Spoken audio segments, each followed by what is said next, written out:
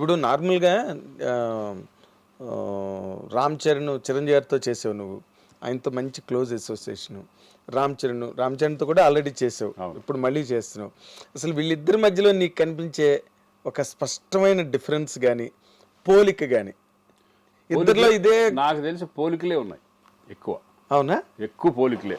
అంతేనా? అంటే ఆర్టిస్టుల్ని చక్కగా చూసుకోవడం కానీ ఇది కానీ ఎక్కువ అంటే చాలా ఎలా ఉంటుందంటే ఇప్పుడు అన్నయ్యతో చేసినప్పుడు ఆయన కష్టపడే విధానం ఇవన్నీ కూడా చరణ్లో ఉంటాయి. కష్టపడే విధానం చరణ్లో ఉంది.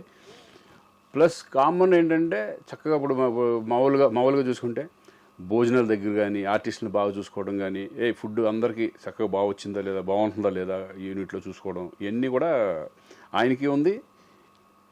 చరణ్ కూడా ఓకే సేమ్.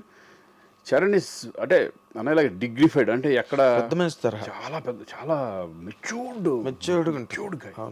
చాలా ఈజ్ వెరీ ఇంటెలిజెంట్, చాలా మెచ్యూర్డ్ గాయ్. స్టబ్బన్గా చక్కగా నీట్గా ఉంటుంది. కానీ ఆర్టిస్టులు పలకరించే విధానం కానీ అందరినీ ఓన్ చేసుకోవడం కానీ ఇవన్నీ సూపర్గా. ఇప్పుడు అన్నయ్య సేమ్ ఇప్పుడు అన్నయ్య సెట్కి వెళ్తే కమెడియన్స్ కానీ వాళ్ళు అందరితో కలిసి ఒక భోజనం చేస్తూ ఉంటారు. అందరిని దగ్గర తీసుకుని మాట్లాడుతూ ఉంటారు కూర్చొని. సేమ్ అదే చరణ్ కూడా. అవునా?